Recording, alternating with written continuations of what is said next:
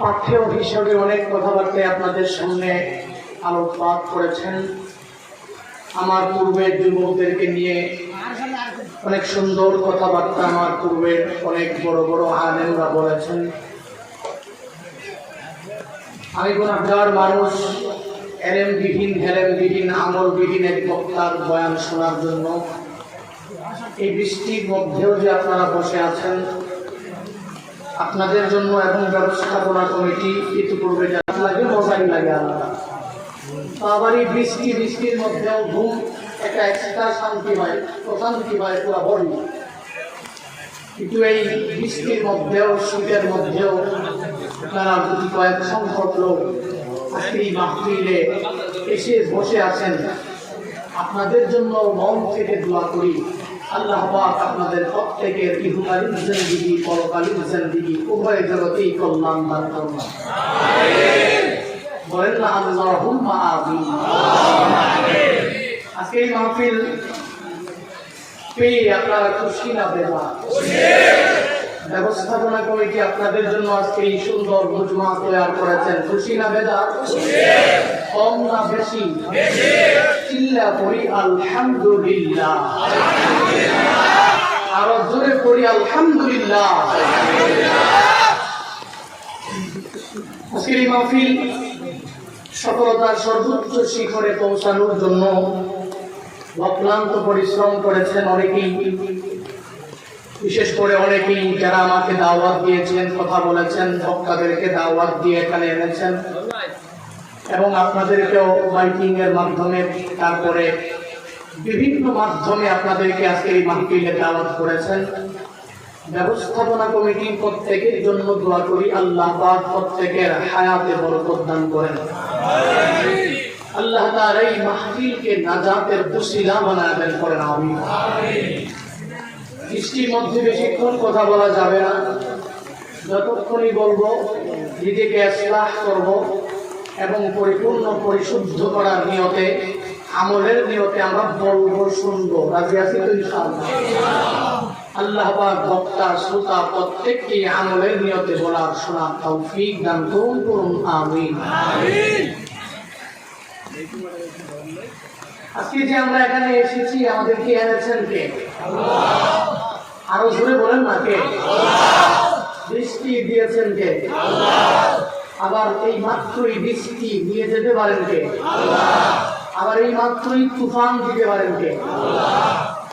সারাদিন তো ভালো ছিল, সারাদিন ভালো ছিল না? ভালো ছিল, বৃষ্টি তো হয় নাই, হয়তো আকাশটা ঘোলা, কিন্তু শীতকালে স্বাভাবিকভাবেই আকাশ ঘোলা থাকে। তো এই চিন্তা ভাবনা মাথায় নেয় নাই যে আজকে রাতে এরকম বৃষ্টি হবে, কিন্তু দিয়েছেন কে? আল্লাহ। দিতে পারেন কে? আল্লাহ। আল্লাহ সব পারেন, পারেন কি পারেন না? বান্দাকেও আল্লাহ দিতে পারেন।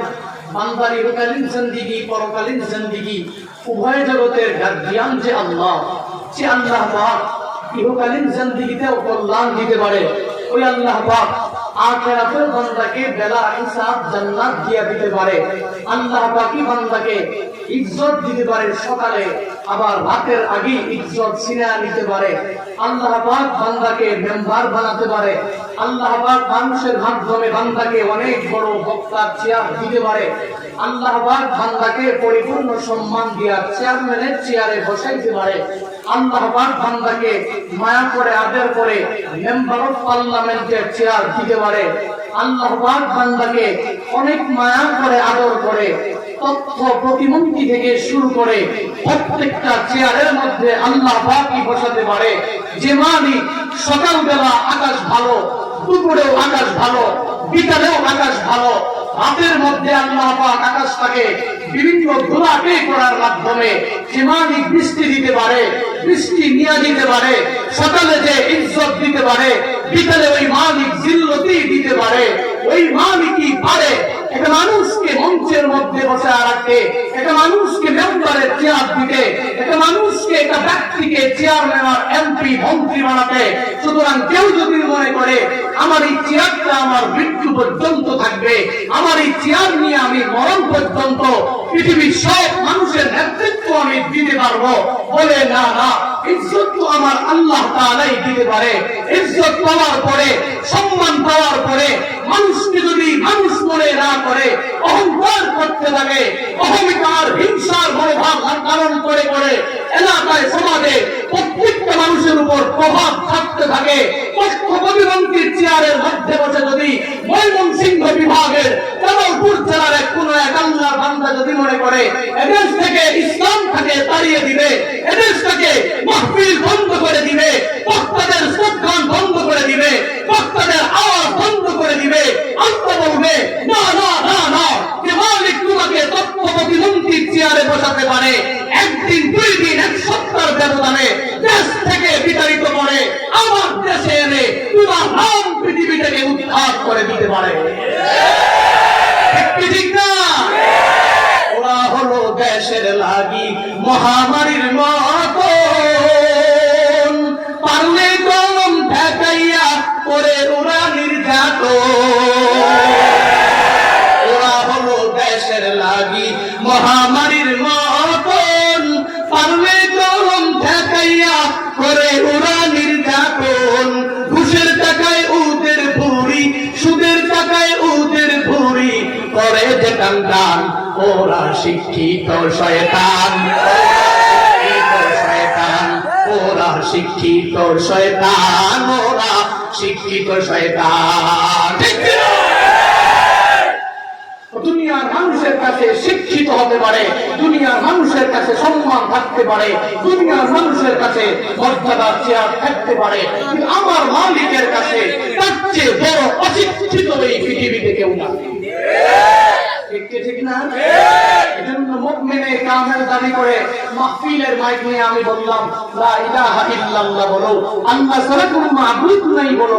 আবার এই মঞ্চ থেকে গিয়া দুর্গা পূজার মধ্যে গিয়ে আবার আমি হিন্দুদেরকে বললাম বাহ বাহ, তোমাদের ধর্ম সুন্দর ভাবেই চালিয়ে যাও, অসুবিধা নাই, আমি বাধাও দিব না, ধরো 30,000 টাকাও দিলাম, তোমাদের হিন্দু দুর্গা পূজা বাহ বাহ অনেক দূর পর্যন্ত চলো। আমি নিজেকে মুসলমান দাবি করলাম, 5 ওয়াক্ত নামাজের মধ্যে 3 ওয়াক্ত মাঝে মাঝে পড়লাম, মাঝে মাঝে সপ্তাহে একবার জুমাও পড়লাম, আবার নিজেকে মুমিনে কামেল দাবি করলাম। 31st নাইটের মধ্যে মানুষ উড়াইয়া খ্রিস্টানদের সাথে 31st নাইট উদযাপন করলাম। তাহলে বিজাতীয় সংস্কৃতির মধ্যে, বিজাতীয় সংস্কৃতিতে নিজেকে সঁপে দেওয়ার মাধ্যমে আমি নিজেকে মুমিনে কামেল দাবি করতে পারবো, বেলাত চালায়া বলতে পারবো আমি আহলুস সুন্নাত ওয়াল জামাতের অন্তর্ভুক্ত একজন সুন্নি মুসলমান বলতে পারবো, মুসলমান বলতে পারবো, মানুষের চোখে হতে পারি, আমার মালিকের কুদরতি চোখে আমার মতো বড় মুনাফিক আর পৃথিবীতে কেউ না। ঠিক না? এজন্য মুসলমান নিজেকে দাবি করা লাগে না, বরং 1 নাম্বার ইকরার বিল লিসান, 2 নাম্বার তাসদীক বিল জিনান, 3 নাম্বার আমালু বিল আরকান। মৌখিক স্বীকৃতি দিছো হবে না, বরং অন্তর দিয়ে বিশ্বাস করো, তারপরেও হবে না। আমালু বিল আরকান, রুকন সমূহকে পরিপূর্ণভাবে কার্যে পরিণত করার মাধ্যমে, আমল করার মাধ্যমে আর কোন নিজেকে মুমিনে কামেল দাবি করা যায় না। আমার মালিকের কাছে আমি এমনিতেই মুমিনে কামেল তখন হব তখন মৌখিক স্বীকৃতি, অন্তরে বিশ্বাস আর পরিপূর্ণভাবে এগুলোর উপরে আমল চালাতে পারবো। এবার কোন এক আল্লাহর বান্দা যদি বলে আমি হাদিসের অনেক বড় অনুসারী, আমি আহলে হাদিসের একজন অনেক বড় সদস্য, নিজেকে দাবি করে আহলে হাদিস, হাদিস মানি, নবীর সুন্নাহ মানি, অসুবিধা নাই। তুমি যদি হাদিস মানো, সুন্নাহ মানো, আহলে হাদিস কহবাই, কোনো অসুবিধা নাই। কিন্তু হাদিসের কোন জায়গায় আছে মাহফিলে আসার পরে সামন থেকে 5 টুপিওয়ালা লোকটাকে বইরাই না, এই টুপিটাকে আরেকজনের হাতে দিয়া 100 টাকা দিয়া বলো যে তুমি এই টুপিটা আর পরা লাগবে না, ছিঁড়ে ফেলো, 100 টাকা দিলাম, 55 টুপি, 5 টুপি, এটা পরার প্রয়োজন নাই, বরং আমার মতো টুপি করো, আমার মতো টুপি করো। তখন তো হাদিসের মধ্যে তো কোথাও বলা হয় নাই এক মানুষ টুপি পরেছে, টুপিটাকে ছিঁড়ে 100 টাকা দিয়া তার মাথা থেকে টুপিটা খুলে পুরো মাহফিলটা টুপি ছাড়া শুনিয়েছো, নিজেও টুপি দাও নাই, 100 টাকা দিয়েছো, নিজেকে আহলে হাদিস দাবি করো, অথচ তোমার মতো মুনাফিক পৃথিবীতে কেউ নাই।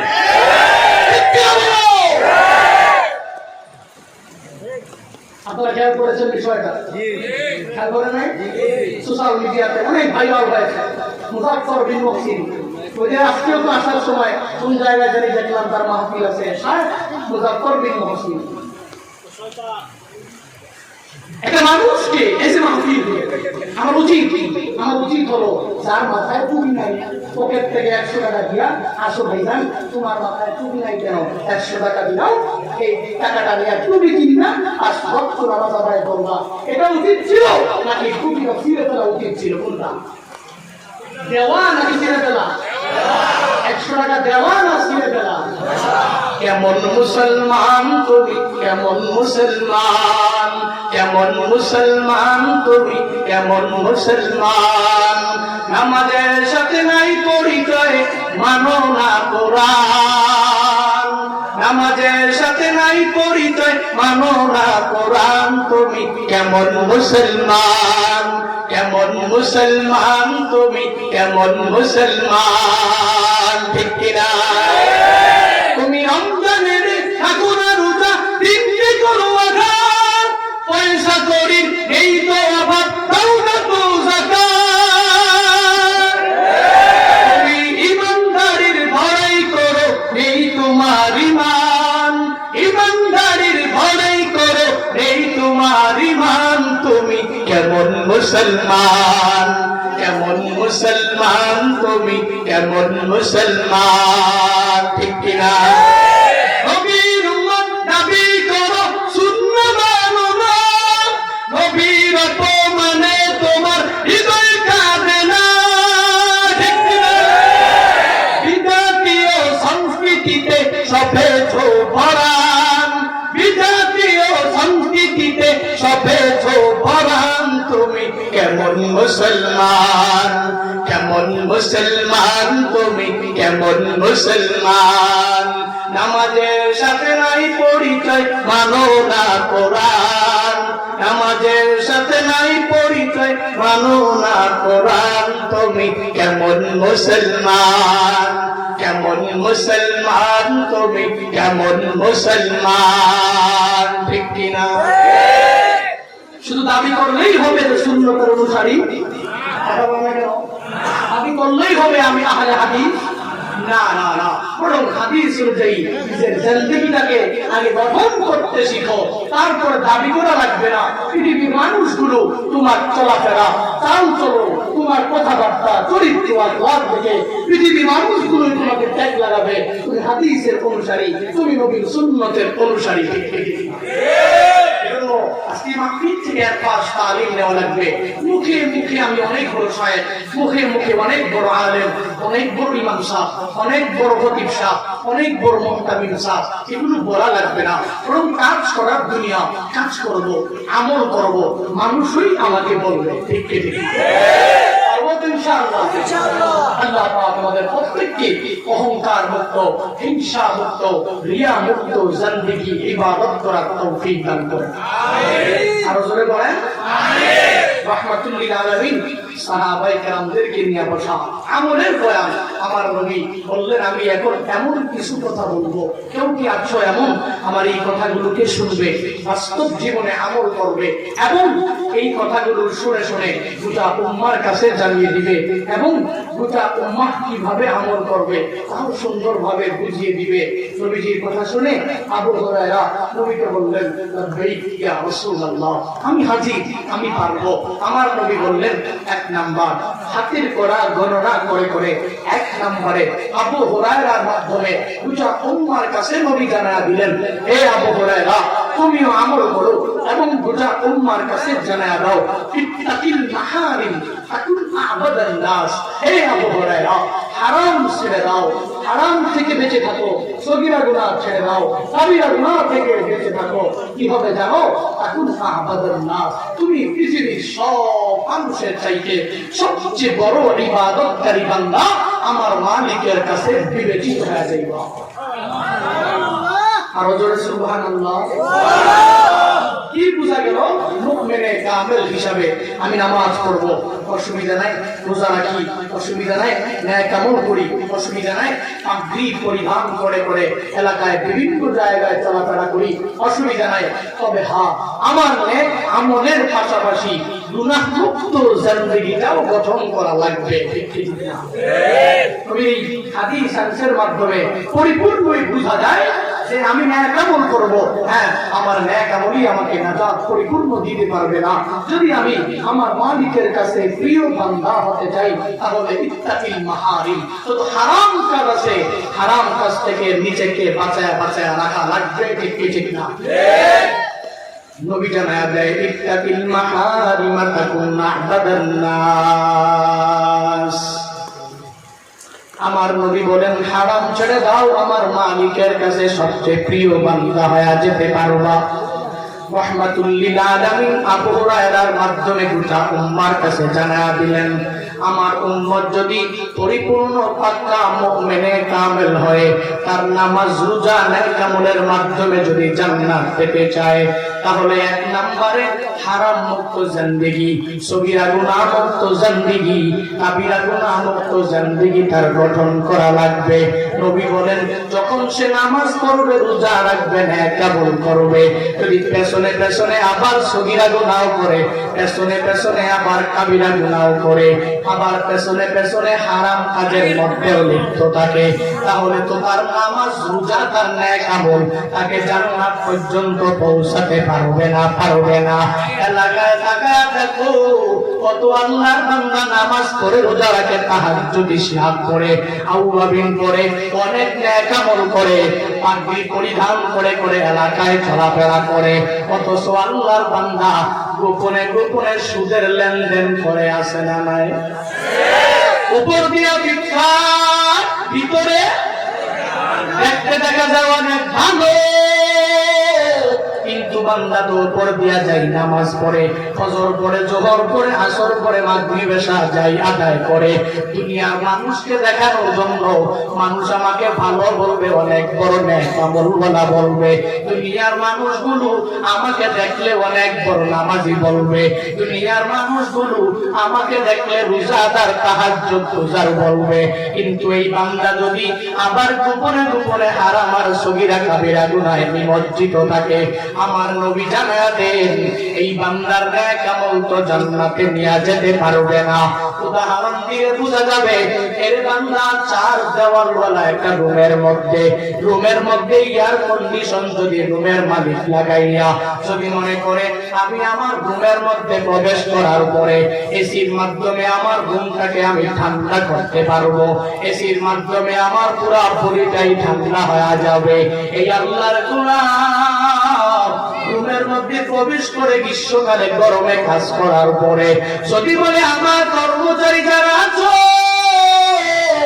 আমার রুমের এসিটা হাই ভোল্টেজে বাড়ায় দাও, আর রুমের মধ্যে দরওয়াজা জানালা যা আছে সব তোমরা বন্ধ করে দাও, বন্ধ করে দাও, তাহলে বেশিক্ষণ লাগবে না এই বান্দার মনের আশা আমি আমার রুমটা এসির মাধ্যমে ঠান্ডা করতে পারবো, বেশিক্ষণ লাগবে না, বরং 5 মিনিট 10 মিনিট পরে এমনিতেই ঠান্ডা হয়ে যাবে। কারণ কি বলে রুমের মধ্যে এয়ার কন্ডিশন লাগানোর পরে এই বান্দার রুমের মধ্যে দরওয়াজা জানালা সব বন্ধ রয়েছে। আরেক আল্লাহর গোলাম রুমের মধ্যে প্রবেশ করার পর সে দুই কর্মচারীদেরকে ডাক দিয়া বলে আমি গ্রীষ্মকালে অনেক গরমের মধ্যে কাজ করে রুমের মধ্যে আসলাম, আমার মনে বড় আশা আমি এসির মাধ্যমে আমার রুমটাকে আমি ঠান্ডা করব, ঠান্ডা করব। কর্মচারীদেরকে যদি বলে ও কর্মচারী আমার রুমের মধ্যে এয়ার কন্ডিশন বাড়া দাও, আর রুমের মধ্যে দরওয়াজা জানালা সব খুলে দাও, এর বান্দা দরওয়াজা জানালা খোলা রাখিয়া রাখিয়া যদি বান্দা চেষ্টা করে আমি আমার রুমে এসির মাধ্যমে আমার শরীরটাকে ঠান্ডা করব, ওই আমার ওই মুন্সিংহ এলাকার মুসলমান জবাব দাও, জবাব দাও, যদি ওই রুমের মধ্যে এসি লাগানোর উপরে দরওয়াজা জানালা সব খোলা থাকে, আর যদি এসিটা 10 দিন 12 দিন 20 দিনও চলে, ওই বান্দার রুম কি 1 সেকেন্ডের জন্য ঠান্ডা হবে? ঠান্ডা হবে না, না ঠান্ডা হবে না। কারণ কি বলে এসি তো লাগানোই আছে, কিন্তু এই বান্দার দরওয়াজা জানালা সব খোলা থাকার কারণে এই বান্দার মনের আশা কোশ্চিনকালেও পূরণ হবে না, হবে না। ঠিক একই রকম ভাবে যে আল্লাহর গোলাম নামাজ পড়ে ঠিক রোজাও তাহাজ্জুদের নামাজ পড়ে ঠিক ইশরাক আর আওয়াবিন কোনটাই বাদ দেয় না, কিন্তু এই বান্দা গোপনে গোপনে আবার সগীরা গুনাহের মধ্যে নিমজ্জিত হয়ে যায়। এই বান্দা কাবিরা গুনাহের মধ্যে আবার নিমজ্জিত হয়ে যায়। এই বান্দার সগীরা গুনাহের দরওয়াজাও খোলা, কাবিরা গুনাহের দরওয়াজা খোলা। যদি মনে করে আমি আমার নামাজের মাধ্যমে আমার মনের নেক আশা, নামাজের মাধ্যমে আমি জান্নাত পেয়ে যাব, নবী বলেন না না, যখনই তুমি নাজাত পেতে চাও, যদি মুক্তি পরিপূর্ণ পেতে চাও, তাহলে নেক আমল করো। তবে গুনাহ মুক্ত জিন্দেগি নিয়ে করা লাগবে। আর গুনাহ মুক্ত জিন্দেগি নিয়ে যেই বান্দাই নামাজ পড়বে, গুনাহ মুক্ত জিন্দেগি নিয়ে যেই বান্দাই তাহাজ্জুদ পড়বে, গুনাহ মুক্ত জিন্দেগি নিয়ে যেই বান্দাই রোজা ইশরাক আর আওয়াবিন আদায় করবে, ওই বান্দার গুনাহ মুক্ত জিন্দেগি আর নেক আমল তাকে জান্নাত পর্যন্ত পৌঁছায় দিবে। এজন্য বান্দা, আমি তো গুনাহ মুক্ত জিন্দেগিটাও গঠন করতে পারলাম না, কিন্তু আবার বললাম আমি আবার নামাজের মাধ্যমে পরিপূর্ণ জান্নাতি হয়ে যাব। না না, আমার নবী আবু হুরায়রার মাধ্যমে শিক্ষা দিয়া দিলেন, ইত্তাকিল মাহারিম তাকুন আবাদান নাস, হারাম ছেড়ে দাও, আমার মালিকের কাছে প্রিয় বান্দা হয়ে যেতে পারবা। 2 নম্বরে নবী আবু হুরায়রার মাধ্যমে গোটা উম্মার কাছে জানা দিলেন, হে আবু হুরায়রা, আমার উম্মতের কাছে জানিয়ে দাও,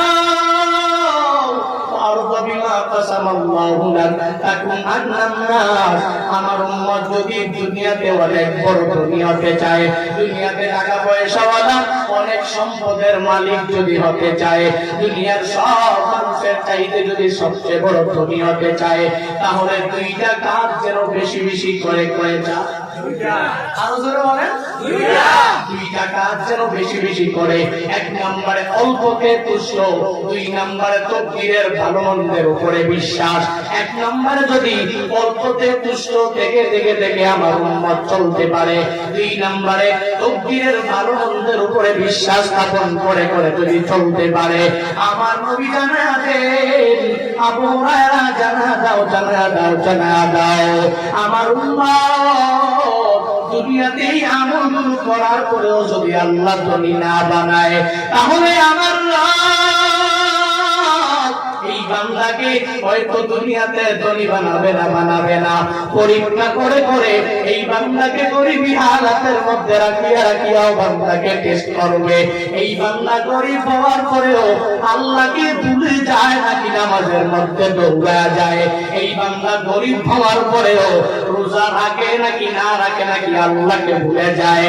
আমার এই বান্দাকে দুনিয়াতে অনেক গরিব বানানোর পরেও এই বান্দা আল্লাহর কাছে যদি না বলে, ও আল্লাহ আমাকে ধনী বানাও, এটা বলে না, তবে ভুল পথে তুষ্ট থেকে চলার কারণে, তাকদীরের ভালো মন্দের উপরে বিশ্বাস স্থাপন করে চলার কারণে আমার আল্লাহ দুনিয়াতে যদি ধনী না বানায়, ওই আখিরাতে কেমন প্রতিদান আল্লাহ দিয়া দিবে। এর বান্দা, আমার নবী জানা দেয় আখিরাতে 2টা আল্লাহওয়ালাদের দল হবে, কেউ ধনী আল্লাহওয়ালা, কেউ হবে গরিব আল্লাহওয়ালা। ধনী আল্লাহওয়ালা দুনিয়াতে থাকা অবস্থায় 5 বেলা নামাজ পড়েছে ঠিক, কিন্তু ভালো খাবার সে খেয়েছে, ভালো খাবার খাওয়ার মতো এবিলিটি আল্লাহ দিয়েছেন। এই দুনিয়া আল্লাহওয়ালা 5 ওয়াক্ত নামাজ আদায় করেছে, রোজা রেখেছে, তাহাজ্জুদ ইশরাক আর আওয়াবিন বাদ দেয় নাই। আমার নবী জানা দেয়, এই দুনিয়া আল্লাহওয়ালা আর গরিব আল্লাহওয়ালা 2টা দলের মধ্যে কেমন পার্থক্য হবে জানো পরিপূর্ণভাবে জেনে নাও। ওই কিয়ামতের ময়দানে এই দুনিয়াতে যারা গরিব, টাকা নাই, পয়সা নাই, বাড়ি গাড়ি কোনো কিছু আমার আল্লাহ দেয় নাই, কেমন ধনী বানাবে? এর গরিব আল্লাহওয়ালা অসুবিধা নাই, আল্লাহ আখিরাতের মধ্যে কেমন ধনী বানায় দিবে। বলে নবী জানা দেন, ধনী আল্লাহওয়ালা ওই বান্দাটার 500 বছর আগে গরিব আল্লাহওয়ালা বান্দাকে আমার আল্লাহ জান্নাত দিয়া দিবে। ইয়া ইলাহি বিকুল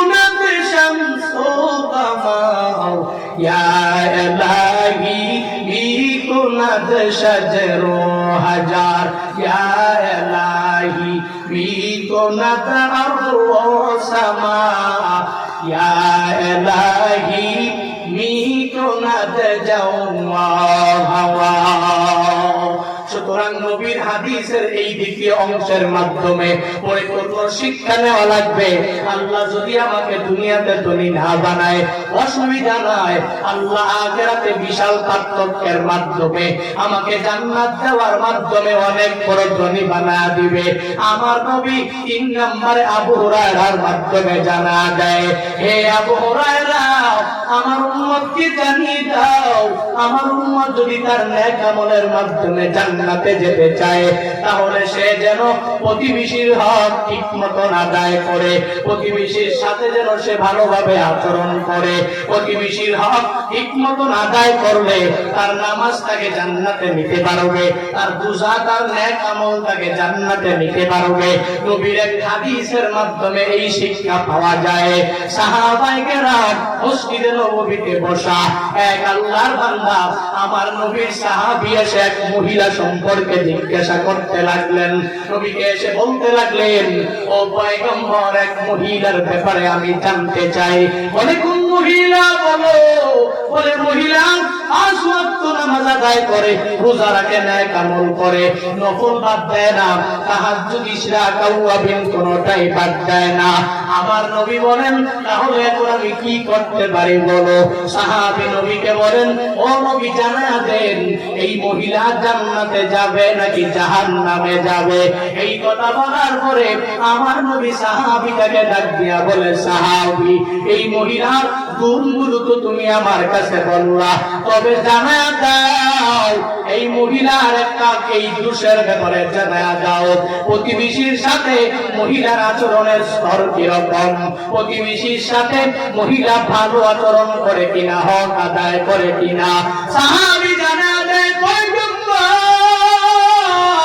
এই মহিলা নামাজ পড়েছি, মহিলা রোজাও রাখে ঠিক, নেক আমল করেও ঠিক, কিন্তু এই মহিলা প্রতিবেশীর সাথে ভালো আচরণ করে না, প্রতিবেশীর হক ঠিক মতন আদায় করে না। আমার নবী বলেন, মহিলা নামাজ পড়ে, রোজা রাখে, নেক আমল করে, সাধুবাদ, তবে প্রতিবেশীর হক ঠিক মতন আদায় না করার কারণে এই মহিলার নামাজ মহিলাকে জান্নাত পর্যন্ত পৌঁছাতে পারবে না। এই সাহাবী আবার এসে আরেক মহিলার ব্যাপারে নবীর কাছে জানতে চায়।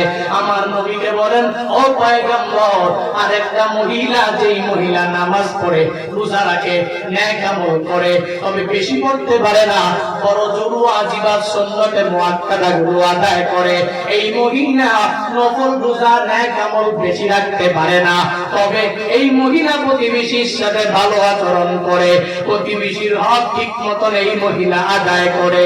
ও নবী, জানা দেন এই মহিলা জান্নাতে যাবে নাকি জাহান্নামে যাবে? আমার নবী জানা দেন, সাহাবী শুনো, এই মহিলা নামাজ পড়ে, রোজা রাখে, তবে বান্দার হক ঠিক মতন আদায় করে, প্রতিবেশীর সাথেও ভালো আচরণ করে, প্রতিবেশীর হক ঠিক মতন আদায় করার কারণে এই মহিলার নেক আমল মহিলাকে পরিপূর্ণ জান্নাত পর্যন্ত পৌঁছা দিবে। আরো জোরে সুবহানাল্লাহ। বোঝা যায়, এর বান্দা, আমি আমার নেক আমলগুলো কবুলিয়াতের মাধ্যমে জান্নাত কখনোই পেয়ে যাব যখন আমি প্রতিবেশীর হক ঠিক মতন আদায় করে চলবো। প্রতিবেশীর সাথে যখন আমার আচরণের মাত্রা ভালো হবে, এলাকায় টাকা দেখো, বান্দা তো অনেক বড় আমলি, নামাজি, রোজাদার, কিন্তু প্রতিবেশীকে দেখলেই আর চোখে তাকায়, আসে না নাই? প্রতিবেশী সালাম দেয়, সালামের জবাব নেয় না, আসে না নাই?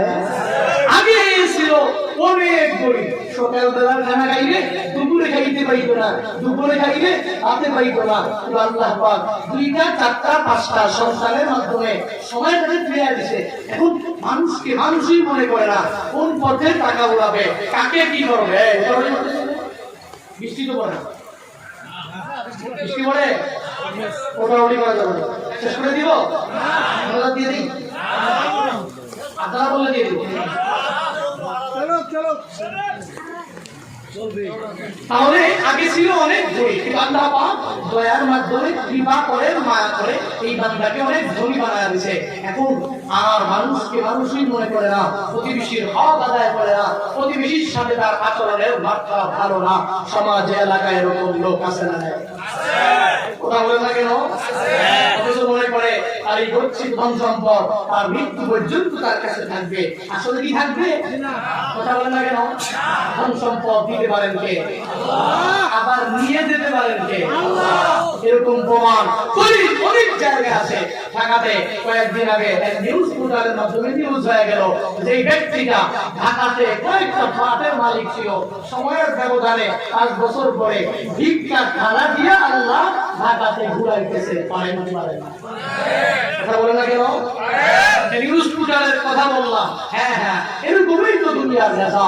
এই ব্যক্তিরা পৃথিবীতে টাকা পয়সার অহংকার করে, মানুষকে মানুষ মনে করে নাই, তার ধন সম্পদ টাকা পয়সা তার কাছে বেশি দিন থাকে নাই। সিনা দিয়া আল্লাহ গরিব বানায়া ভিক্ষা থালা দিয়া বসা দিয়েছে। আছে না এই প্রমাণ? অহংকার করা যাবে না। প্রতিবেশীর হক ঠিকমতো আদায় করা লাগবে। প্রতিবেশীর সাথে আমি তাকে হাদিয়া দিয়ে দিতে পারি, দান করলে করতে পারি, না করলে নাই, কিন্তু প্রতিবেশীর সাথে সুন্দর মুখে হাসি মুখে কথা বলতে পারবো ইনশাআল্লাহ। আল্লাহ পাক আমাদের প্রত্যেককে তৌফিক দান করুন। রাহমাতুল লিল আলামিন।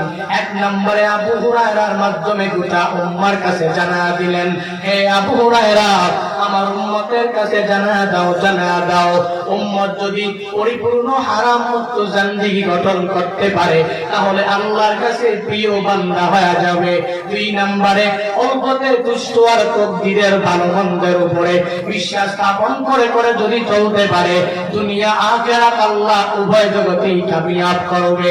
3 নম্বরে প্রতিবেশীর হক যদি ঠিক মতো আদায় করতে পারে তাহলে এই বান্দা নেক আমল বান্দাকে জান্নাত পর্যন্ত পৌঁছাতে পারবে। এর বান্দা, এখন তো দুনিয়ার মানুষগুলো মনে করে আমি এখন নামাজ পড়বো কেন, আমি এখন রোজা রাখবো কেন, আমি এখন নেক আমল করবো কেন, কালকে থেকে করব, 1 বছর পর থেকে করব, 2 বছর পর থেকে করব। আমি যদি যুবকে আল্লাহর বান্দাকে জানা দেয়ার বলে তুমি গুনাহ ছাড়ো না কেন, সগীরা গুনাহ কাবীরা গুনাহ বাদ দিয়া নামাজ রোজা নেক আমলের মধ্যে এসে যাও, এসে যাও। ওই যুবকটা আমাকে দেখে দেখে বলে আপনার কবরের চিন্তা আপনি করেন, আপনার রাস্তা আপনি মাপেন, আমি মাপার কোনো প্রয়োজন নাই।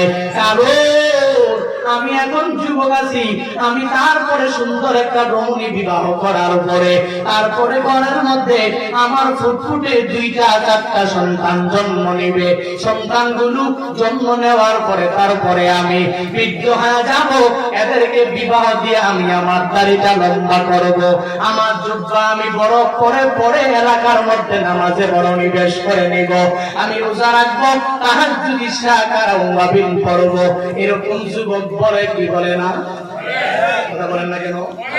বলে বলে এই বান্দাটা নামাজের ভিতরে এত গুরুত্ব দেয় না, অথচ আমার নবী তো জানা দেয় তোমার ধন সম্পদ, তোমার যৌবন কাল তোমার কাছে সর্বাবস্থায় থাকবে না। 4 নম্বরে তো আমার নবী গোটা উম্মার কাছে জানা দেয় আবু হুরায়রার মাধ্যমে, হে আবু হুরায়রা জানা দাও আমার উম্মত যদি আমার মালিকের কাছে প্রিয় বান্দা হতে চায়, আমার মালিকের কাছে সবচেয়ে কাছের বান্দা হয়ে মালিকের ভালোবাসা চায়, আর তার জিন্দেগীর সব গুনাহ মাফ করতে চায়, তাহলে সে যেন সর্বাবস্থায় আমি নবীর ইত্তিবা করে চলাফেরা করে, আমি নবীর সুন্নাহ অনুযায়ী যাতে করে জিন্দেগি গঠন করে, আমি নবীর জিন্দেগি সুন্নাহ অনুযায়ী যদি জিন্দেগিটা গঠন করতে পারে আল্লাহ ভালোবাসবে, জিন্দেগীর সব গুনাহ আল্লাহ মাফ করে দেবে। নবী আবু হুরায়রাকে বলার পর আবু হুরায়রা বলেন, নবী মেনে নিলাম, উম্মার কাছে জানিয়ে দিব আবু বকরের কাছে বলার পরে আবু বকর বলে নবী মেনে নিলাম, গোটা উম্মার কাছে জানা দেব।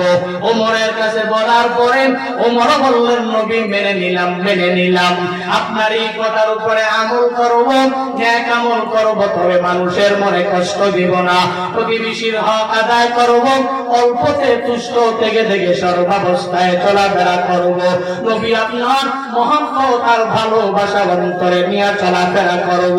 এর বান্দা নবীর ভালোবাসা দিতে গিয়া সাহাবায়ে কেরামরা নিজের সম্পদের দিকে তাকায় নাই, টাকা পয়সার দিকে তাকায় নাই, তারা তাদের জামা কাপড়ের দিকেও তাকায় নাই। কেমন জানো, নবীর এক সাহাবীর নাম হলো আব্দুল্লাহ আনসারী রাদিয়াল্লাহু তাআলা আন। আমার নবীর পেছনে মসজিদে নববীতে গিয়া 5 ওয়াক্ত নামাজ আমার নবীর পেছনে আদায় করে, এক ওয়াক্ত কাজা হয় না। তবে সাহাবায়ে কেরাম লক্ষ্য করে তাকায়া দেখে আব্দুল্লাহ আনসারী প্রত্যেক দিন যে আব্দুল্লাহ 5 ওয়াক্ত নামাজ পড়ে সবার পরে আসে, আর দুশো সবার আগেই মসজিদ থেকে বের হয়ে যায়। সাহাবীরা কয়েকদিন এই দৃশ্যটা আলোকপাত করার পরে লক্ষ্য করার পরে আমার নবীর কাছে গিয়ে আব্দুল্লাহর ব্যাপারে জানা দেয়। আব্দুল্লাহ আনসারীর ব্যাপারে আমার নবীর কাছে পরিপূর্ণ নালিশ দেয়। আমার নবীকে ডাক দিয়া বলে, পয়গম্বর, আপনার সাহাবী আব্দুল্লাহ 5 ওয়াক্ত নামাজ আদায় করে ঠিক আপনার পিছনেই এসে আদায় করে, তবে সবার পরে আব্দুল্লাহ মসজিদে আসে, আবার সবার আগে মসজিদ থেকে সে বের হয়ে যায়। নবী জানতে চাই কারণটা কি, কেন আব্দুল্লাহ এমন করে? এরকম করার তো কথা না, বরং মসজিদ পৃথিবীর মধ্যে সর্বোত্তম জায়গা, এখানে অবস্থান বেশি করবে, এখানে বাজারে কম করবে, বাড়িতে সময় কম ব্যয় করবে। আমার নবী বলে, আবু বকর, ওমর, উসমান, চলো আব্দুল্লাহর বাড়িতে আমরা যাই। আবু বকর, ওমর, উসমানকে নিয়ে আমার নবী যখন আব্দুল্লাহর বাড়িতে চলে যায়, আবু বকর আব্দুল্লাহর দুয়ারের পাশে দাঁড়ায় আব্দুল্লাহকে ডাক দেয়, আব্দুল্লাহ বাড়িতে আসো কিনা। এই কথা বলার পরে, ডাক দেওয়ার পরে আব্দুল্লাহর ঘর থেকে কোনো সাউন্ড নাই, আব্দুল্লাহ আনসারীর ঘর থেকে কোনো সাউন্ড যখন আসে না। ওমর আবার ডাক দেয়, আব্দুল্লাহ আনসারী বাড়িতে আছো কিনা। আব্দুল্লাহ আনসারীর ঘর থেকে বিন্দু মাত্র পরিমাণ কোনো শব্দ নাই। ওসমানও যখন ডাকে, আব্দুল্লাহ আনসারীর ঘর থেকে বিন্দু মাত্র সাউন্ড নাই, শব্দ নাই। আমার নবী বলেন, আবু বকর, বুঝই আব্দুল্লাহ বাসায় নাই, চল আরেক সময় আমরা আসব, তারপরে আব্দুল্লাহর কাছ থেকে জেনে নিব কেন মসজিদে সবার পরে যায়, আবার কেন মসজিদ থেকে সবার আগে বের হয়ে যায়। আবু বকরকে এই কথা বলার পরে আবু বকর আমার নবীকে জানা দেয়, নবী না, একটু আগেই তো মসজিদে নববী থেকে বের হয়ে চলে এসেছে, এখন ঘরের মধ্যে আছে। নবী দাঁড়ান, আমরা আরেকবার ডেকে নেই।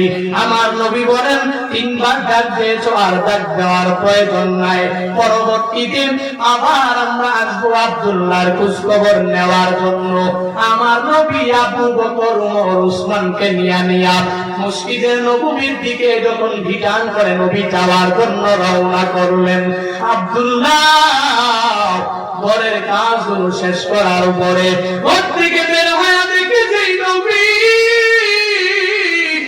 নবীর পিছনে 5 ওয়াক্ত নামাজ আদায় করার জন্য আব্দুল্লাহ যায়, তাকাইয়া দেখে নবীও এসেছে, আবু বকর, ওমর, উসমান এসেছে।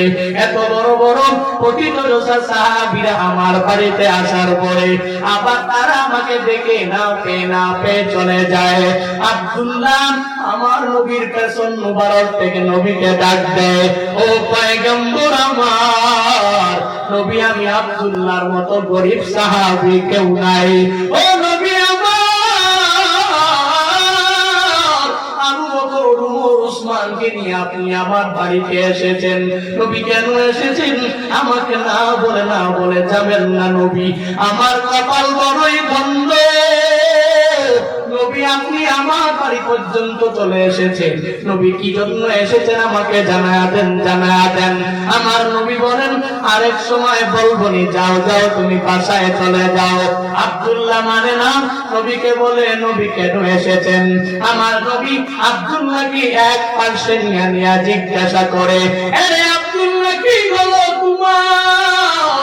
প্রত্যেকদিন মসজিদে নববীতে সবার পরে তুমি যাও, আবার সবার আগে কেন তুমি মসজিদ থেকে বের হয়ে যাও?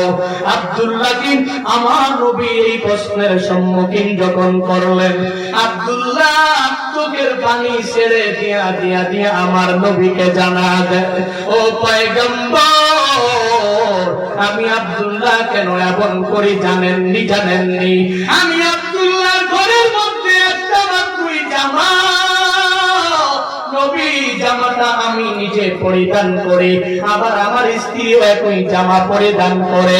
নবী শুনেন কারণ, কারণ কি, কেন আমি সবার পরে যাই, সবার আগেই চলে আসি?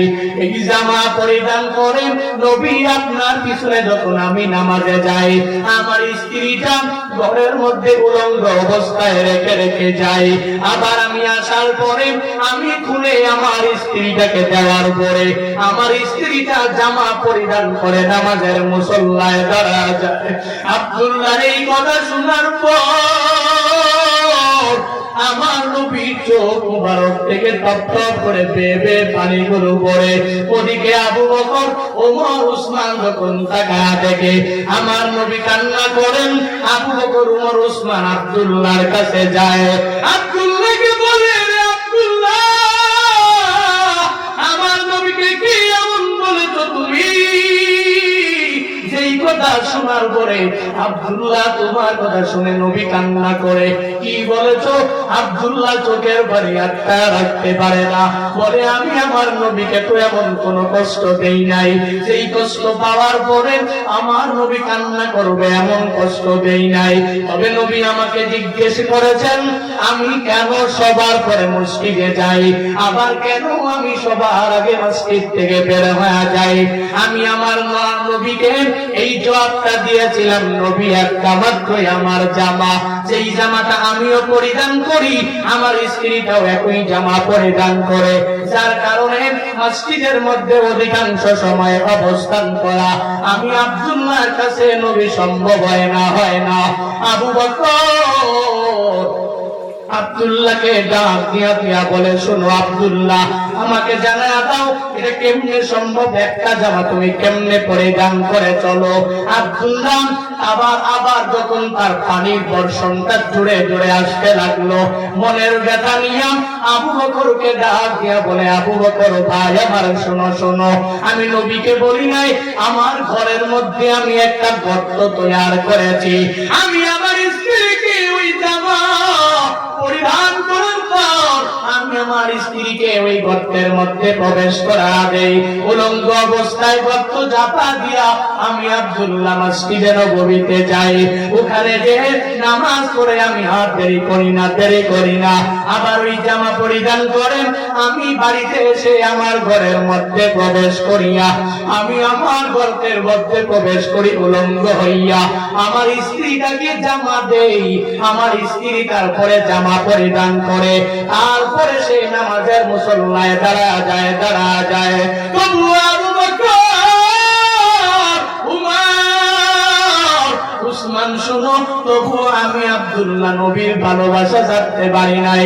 নবীর পিছনে বা জামাতে নামাজ আদায় না করলে আমি আব্দুল্লাহ মনটা অনেক বড় কেঁদে ওঠে, আমার দিল পছন্দ হয় না, আমি নবীর পিছনে নামাজ পড়ার জন্য তবুয়া যাই, তবুয়া যাই। ওদিকে আমার নবীর কান্না, কান্না, চোখ দিয়ে শুধু কান্না। আবু বকর এই কথা শুনে নবীর কাছে দৌড়া যায়, আমার নবীকে যা দেখে নবীর চোখ দিয়ে বে পানিগুলো পড়তেছে। আবু বকর বলেন, নবী আমি তো আপনার কান্না সহ্য করতে পারি না, কেন জানো নবী আমার, আমি আবু বকর তো আপনার এমন এক সাহাবী, লক্ষ্য করে দেখেন আপনি যখন কালিমার দাওয়াত দিয়া আমি আবু বকরের কাছে যখন কালিমার দাওয়াত দিলেন, নবী আমার, আমি আবু বকর আপনার চেহারা মুবারক দেখার পরে আপনাকে ফিরে দেই নাই, নবী আপনার হাতে কালিমা পড়ে পড়ে আমি মুসলমান হয়ে গেছি। শুধু তাই না নবী আমার, আপনার হাতে মুসলমান হওয়ার পর আমি আবু বকরের কাফের বেঈমানরা বাইতুল্লাহর সামনে আমাকে কি হালাত করেছে নবী আপনি তো জানেন, তবু আপনাকে ছেড়ে আমি যাই নাই। নবী আপনাকে আমি পরিপূর্ণ এই কথা ওয়াদা দিতে পারি, আব্দুল্লাহর জন্য নবী আপনি কান্না করবেন না, কান্না করবেন না। আমি আবু বকরের জিন্দেগীর সব নবী আপনার ভালোবাসায় বিলিয়ে দিতে পারি। উমর নবীকে যায় বলেন, নবী আপনি কান্না করবেন না, কান্না করবেন না। নবী আমি উম্মত তো সেই উম্মত, আমি উমর যখন আপনার গর্দান নেওয়ার জন্য, আমি উমর যখন আপনার গর্দান টাকা পয়সার মহাব্বত নিয়া নেওয়ার জন্য যখন আসছি নাও, আমি আশা করে আপনার চেহারা মুবারক দেখে আমি উপর গর্দান কাটবো দূরের কথা, আপনার হাতে কালিমা পড়ে পড়ে মুসলমান হয়েছি। নবী আমার জিন্দেগি সব আমি আপনাকে দিয়ে দিতে পারবো। 3 নম্বরে ওসমান যখন আমার নবীকে একটা কথা জানায়া দিলেন, নবী আপনি কাঁদবেন না, আমার জিন্দেগির সব সম্পদ আপনার জন্য ব্যয় করতে পারবো। আমার নবী তাকায়া দেখেন আব্দুল্লাহ আনসারী 2টা সন্তানকে খেজুরের গাছে বেঁধে রেখেছে। নবী মনে মনে ভাবেন বোধহয় আব্দুল্লাহ অনেক গরিব, যার কারণে সন্তানগুলোকে বেঁধে রেখে দিয়েছে খেজুর গাছে। নবী যায় ওই 2টা সন্তানের সামনে যায় সন্তানগুলোকে বলেন, তোমরা কারা গো? বলে আমরা তো আব্দুল্লাহ আনসারের সন্তান। বেঁধে কেন রাখা হয়েছে? বলে কেন রাখা হয়েছে জানেননি? আপনাকে বলি, নবীর কাছে ছোট্ট সন্তান চোখের পানি ছেড়ে দিয়া নবীকে জানা দেয়, আমাদের বাড়ির পাশে ইহুদিদের বাড়ির মধ্যে ইহুদির খেজুর গাছ, খেজুর গাছের খেজুর গুলো যখন আমাদের বাড়ির মধ্যে পড়ে, আমরা 2 ভাই মিলে যখন খেজুর গুলো ভক্ষণ করে, আমার বাবা মেনে নিতে পারে না, কারণ আমার বাবার মতো গরিব আর কেউ নাই। আমার বাবা আমাদেরকে বারবার নসিহত করে, অন্যের এই খেজুর গাছের এই খেজুর গুলো খেয়ে খেয়ে তোমরা যখন আল্লাহকে ডাকবা, তখন আল্লাহ তোমাদের ডাক কবুল করবে না, করবে না। তবুও খেজুর খাওয়ার জন্য আমাদের ক্ষুধায় যন্ত্রণায় যখন আমরা খেজুরের গাছের নিচে খেজুর গুলো ভক্ষণ করি, আমার বাবা সহ্য না করিয়া আমাদেরকে খেজুর গাছের মধ্যেই বেঁধে রেখেছে। আমার নবীর 2 সন্তানের কথা শুনে শুনে নবী উসমানকে ডাক দিয়া বলে, উসমান তুমি পারবানি এই খেজুর গাছটা আমি নবীর জন্য ক্রয় করে এনে দিতে? উসমান বলে, কি বললেন নবী? আমি উসমান কেন পারবো না? বলতে দেরি উসমান নবীর ভালোবাসায় আব্দুল্লাহর জন্য এই খেজুর গাছ ক্রয় করার জন্য ইহুদির বাড়ি দিতে যায়। ইহুদির বাড়িতে যাইয়া ইহুদিকে দরওয়াজার সামনে দাঁড়াইয়া ডাক দিয়া বলে, ইহুদি বাড়িতে আসো কিনা? ইহুদি বলে, কে? বলে, আমি উসমান। বলে, কারণ কি? এত বড় ধনী মানুষ আমার বাড়িতে কেন এসেছো?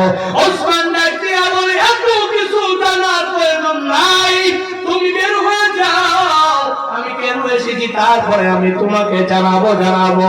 ইহুদি যখন বের হয়ে উসমানের সামনে এসে দাঁড়া যায়, উসমান রাদিয়াল্লাহু আনহু ইহুদিকে বলে, ওই যে আব্দুল্লাহ আনসারের পাশের খেজুর গাছ, বাড়ির পাশের খেজুর গাছ ক্রয় আমি করে নিতে এসেছি, বিক্রয় করবা কিনা? বলে, আপনার তো খেজুর গাছের বাগানের কোনো কমতি নাই, কারণটা কি? আমার তো বুঝে আসে না কেন আপনি একটা ক্রয় করবেন। বলে, এত কিছু জানার প্রয়োজন নাই, তোমার বুঝে আসলে আসুক, না আসলে নাই, তুমি বিক্রি করবা কিনা বলুন।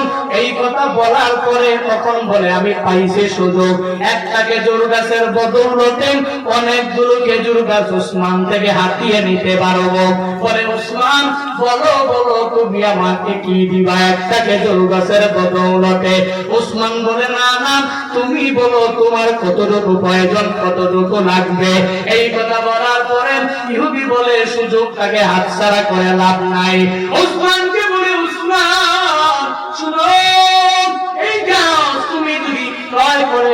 করে আমার কাছ থেকে নিতে চাও, একটা গাছের বদৌলতে 100 চারা তুমি আমাকে দেওয়া লাগবে। ওসমান বলেন অসুবিধা নাই, নিয়ে যাও, তবে এই খেজুর গাছটা তুমি আমাকে দিয়ে দাও। এই 100 গাছ তারা দিলাম, তারপরে একটা খেজুর গাছ ক্রয় করে আমার নবীর কাছে কান্না চেহারাওয়ালা আমার নবীর কাছে যায় আমার নবীকে জানা দেয়, নবী আমার আপনার জন্য আব্দুল্লাহ আনসারীর জন্য এই গাছ ক্রয় করে আমি নিয়ে আসলাম। আমার নবী জানতে চায় উসমান কিসের বিনিময়ে এই খেজুর গাছ তুমি ক্রয় করেছো আমাকে জানায়া দাও। এই কথা বলার পরে উসমান আমার নবীকে জানায়া দেয় পয়গম্বর আমি বলি কেমনে ক্রয় করেছি জানেননি? একটা খেজুর গাছ ক্রয় করার মাধ্যমে 100 খেজুর গাছ আমি দিয়েছি। নবী বলেন এটা কেন করলা, এটা কিভাবে সম্ভব হবে? মাত্র একটা খেজুর গাছ, এর বদৌলতে হাই ছেলে 10টা 5টা তো হতে পারে, 100 কেন দিয়েছে? উসমান আমার নবীর চেহারা মুবারকের দিকে তাকায় বলে ও পয়গম্বর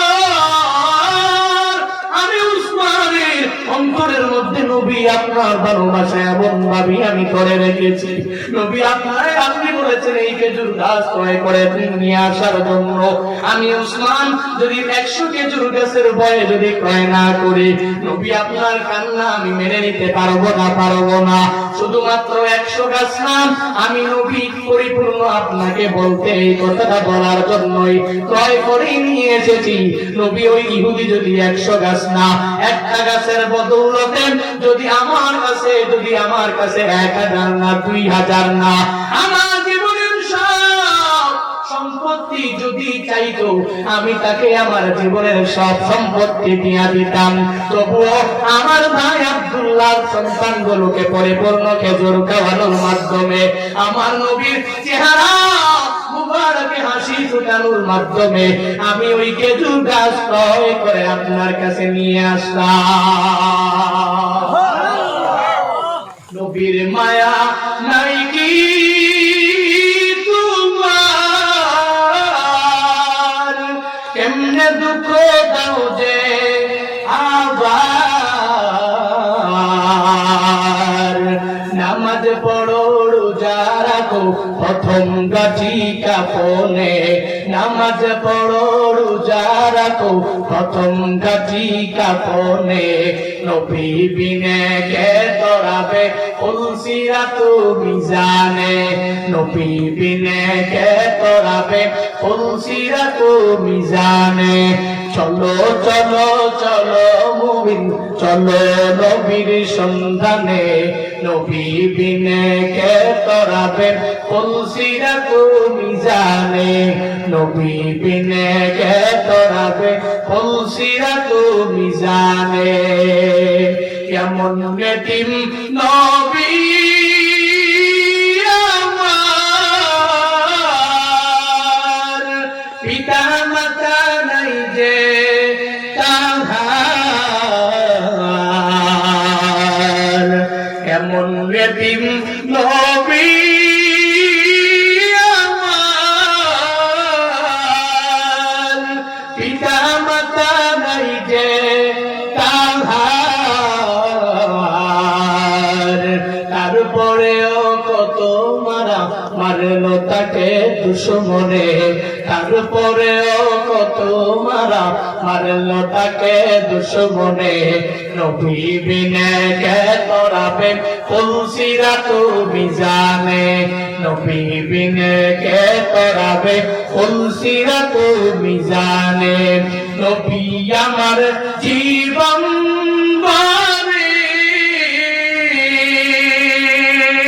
দিনের লাগি কষ্ট করে,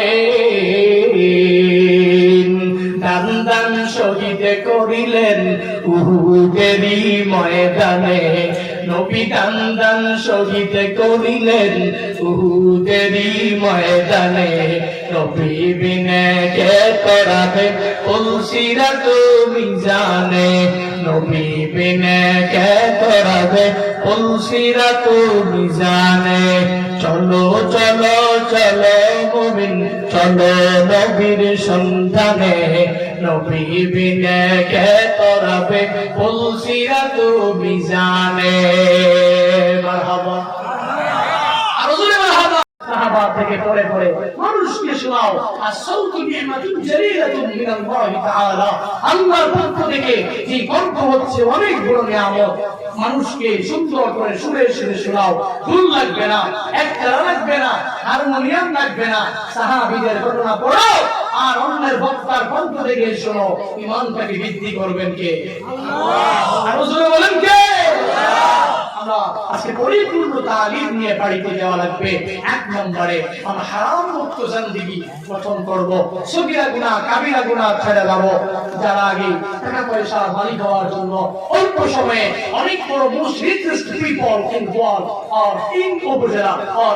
ইন জেলা অর ইন বাংলাদেশ হওয়ার জন্য নিজেকে বানানোর জন্য তৈরি করার জন্য সুদ গ্রহণ করেছি সুদ দিয়েছি ঘুষ গ্রহণ করেছি ঘুষ দিয়েছি নিজে মাজলুম না হওয়ার পরেও ইচ্ছা করে দিয়েছি অনেক জীবনে হারাম খেয়েছি বিকাশ বিল হারাম হারাম উপার্জনের মাধ্যমে জিন্দেগিটাকে বরবাদ করেছি আজকে মাহফিল থেকে তালিম নিয়ে যাওয়া লাগবে কারণ আমি চাই আমি নামাজের মাধ্যমে জান্নাতি হব আমি চাই আমি আমার নেক আমলের মাধ্যমে জান্নাতি হব আমার কিছু